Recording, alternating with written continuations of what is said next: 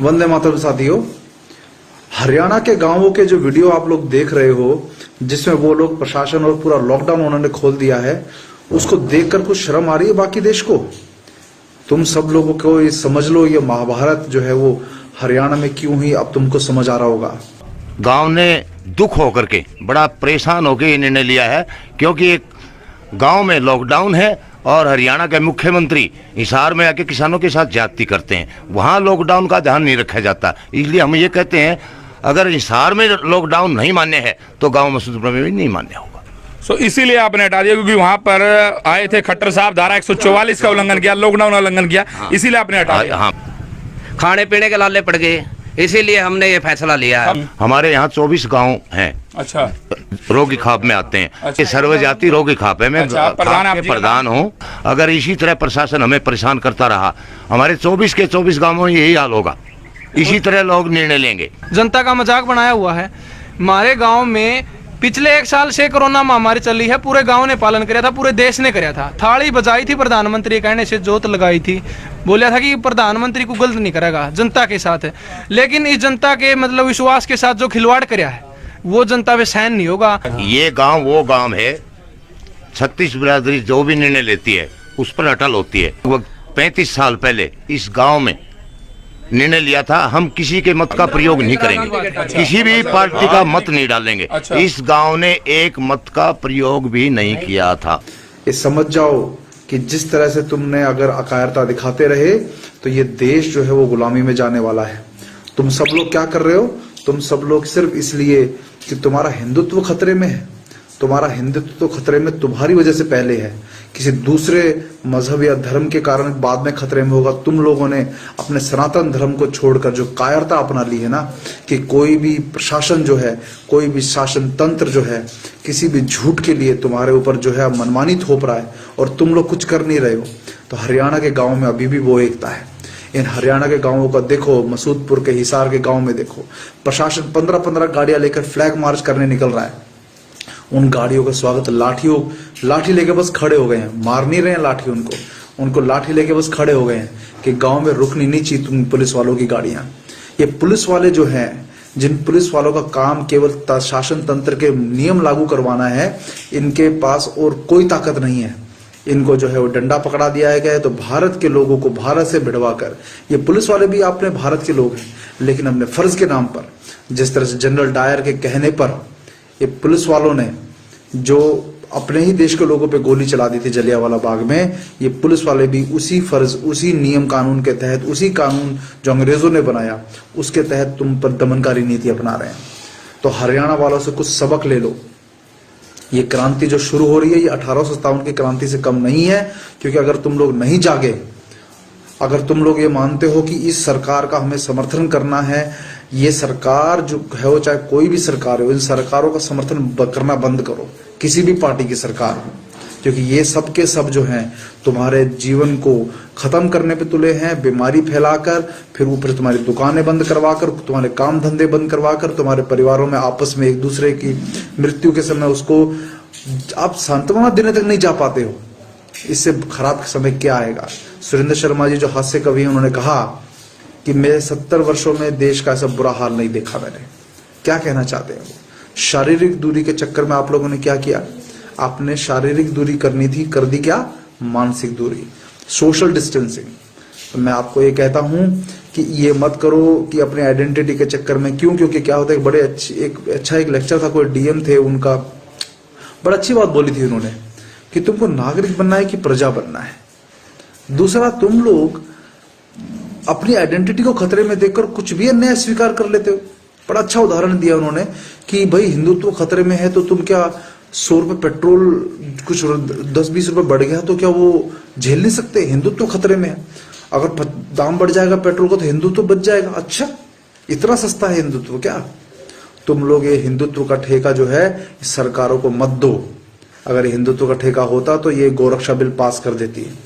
बहुत लोग, ये मूर्ख लोग जो हैं, मुझे बोलते हैं, वीरेंद्र भाई आपको कहां से पैसा मिल गया है? आपको कौन से वामपंथी दल सपोर्ट करने लगे? आपको कौन कांग्रेस से पैसा मिला है? मैं कांग्रेस के खिलाफ बोलूं तो मैं बीजेपी का दल्ला, और अगर बीजेपी के खिलाफ बोलूं तो कांग्रेस का दल्ला। ये तुम लोगों ने जो ठप्पे लगा रखे हैं ना, ये ठप्पे लगाना बंद कर दो।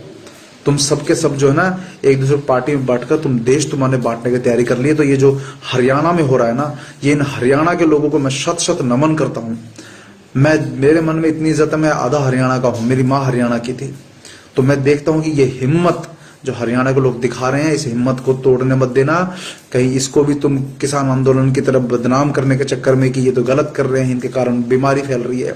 मैं कहता हूं जो ये स्टैंड ले रहे हैं, सबके सब गांव हरियाणा के साथियों में जो आप सबको ये बोलना चाहता हूं, अपने अपने गांव में इस तरह की टीम बना लो, जिससे कि ये प्रशासन जिस तरह से मनमानी कर रहा है, चालान काटे करे, किस किस को अंदर करेंगे, कितनों को जेल में भरेंगे, भरो तुम जेल में। हम देखते तुम्हारी जेल में कितनी जगह है, हमको भी जेल में डालना डाल दो हम लोग, अगर ये तुमको ये भाषण भड़काऊ लग रहे हैं तो। लेकिन तुम्हारे अन्याय बर्दाश्त नहीं करेंगे। तुमने जो पेंडेमिक एक्ट लगाए हैं 1880 अंग्रेजों के समय का, इन पेंडेमिक एक्ट में तुमने लोगों को इंजेक्शन देकर, वैक्सीन देकर जो है वो मर रहे हैं, तुम उनकी खोज खबर नहीं ले रहे हो कि क्यों मर रहे हैं इंजेक्शन लगने के बाद, इंजेक्शन लगने के कारण मर रहे हैं या वो किसी और कारण से मर रहे हैं, लेकिन तुमने सब नकार दिया है। ऊपर से हमारे जो है ये श्रीमान मोदी जी, वो उनको अपनी सोम भक्ति से फुर्सत नहीं है। मैं आज खुले तौर पे बोल रहा हूं, मैं मोदी का बिल्कुल समर्थन नहीं करता हूं। जिस इंसान को, जिन गधों को जो है मेरा छोड़कर जाना है, फेसबुक पे छोड़कर जाए, मुझे कोई फर्क नहीं पड़ता, क्योंकि इस व्यक्ति ने जो इस देश का नुकसान करा है, ये इतना दूरगामी जो है नुकसान किया है, जिसको आप लोगों को पता नहीं कि कितना भयंकर नुकसान करा है। तो हरियाणा में जो हो रहा है उससे सबके सब जो नपुंसकों की तरह तुम बैठे हो ना, झेल रहे हो सरकार के जो नियम कानून फालतू के, इन हरियाणा के लोगों से सबक लो और हरियाणा के लोगों से प्रेरणा लो कि हरियाणा के लोग जो हैं वो अपने न्याय बर्दाश्त करने वाले लोग नहीं हैं। तो अब उन गांवों में कम से कम, क्योंकि गांवों में एकता बची हुई है, वो अपनी पंचायतों को, कई गांवों की पंचायत मिलकर अब ये फैसला करना शुरू करे कि जब ये मनमोहन सिंह खट्टर जो है धारा 144 के बीच अपना लाव लश्कर लेके पहुंच जाता है कहीं भी, तो इनके लिए रोक टोक क्यों नहीं है। इनकी चुनावी रैली, अब देखो बंगाल में चुनाव खत्म हो गए, बंगाल में चुनावी रैलियां शुरू हो गई। अब क्या हुआ, चुनाव खत्म होने के बाद वहां भी लॉकडाउन लगा दिया गया। क्यों? इनका सबका सब ठीकरा किस पे फोड़ा जा रहा था कि मेले की वजह से, कुंभ मेले की वजह से फैल गया, कि तुम्हारी रैली की वजह से नहीं फैला होगा। अगर फैला होगा तो हम ये कहते हैं कि ये जो षड्यंत्र महामारी शुरू की गई है, आप लोगों ने यदि आज नहीं लड़े, इस सरकार के प्रशासन को जो है उन्होंने अपना सबक नहीं सिखाया कि इन लोगों को अपने यहाँ पर नियम कानून लागू मत करने दो, ये नहीं तो तुम्हारे काम धंधे बर्बाद करके एंड में क्या होने वाला है, काम धंधे तुम्हारे बर्बाद हो, भूखों मरोगे। तो ये तुमको जो अमेरिका से आए हुए चावल जैसे पहले आते थे ना, वैसे घटिया क्वालिटी के चावल, जो 4-5 किलो चावल ये दे देकर तुमको जो है परिवारों को, ये तुम इनके आश्रित होकर पलोगे। इनके दिए हुए दाल, जो पतली पतली दाल इन्होंने दिल्ली में बांटी थी, इस तरह की दाल पे आपका परिवार जिएगा। खुद का बनाकर खाना वाना जो है, ये कहेंगे कि हम है ना, तुम्हारी सरकार है ना, तुमको दाल भी खिलाएगी, तुमको महीने का चावल राशन भी देगी, सब कुछ देगी, घटिया क्वालिटी का देगी भले ही, लेकिन तुमको पेट भरने के लिए चाहिए, हम भरेंगे। क्योंकि केवल दाल, इनके दिए राशन से जो है पेट भर सकता है, लेकिन एक अच्छी पीढ़ी खड़ी नहीं हो सकती।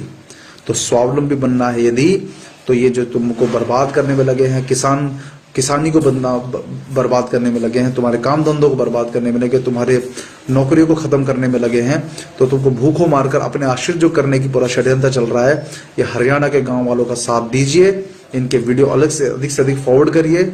और मैं कहता हूं कुछ कर लीजिए। बस सुबह सुबह मेरा ही मन किया कि मैं आप सबसे अपनी बात शेयर करूं, क्योंकि अब इसको बदनामी की तरफ मत लेके जाना कि ये गांव के लोग गलत कर रहे हैं, सही कर रहे हैं। बहुत बहुत धन्यवाद। पोस्ट कोरोना भी एक नया वर्ल्ड ऑर्डर नजर आ रहा है। पोस्ट कोरोना के बाद दुनिया में एक नया संबंधों का वातावरण शेप लेगा, लेकिन आज पोस्ट कोरोना जो नया वर्ल्ड ऑर्डर तैयार होगा, और होना ही है, किस रूप का होगा, कैसा होगा, कौन उसको इनिशिएट करेगा, वो तो वक्त बताएगा। लेकिन दुनिया ने जिस प्रकार से संकट को झेला है, दुनिया इस पर सोचने के लिए मजबूर हुई है और होना है। ऐसी स्थिति में भारत विश्व से कट करके नहीं रह सकता, भारत एक कोने में गुजारा नहीं कर सकता। हमें भी एक मजबूत प्लेयर के रूप में उभरना होगा।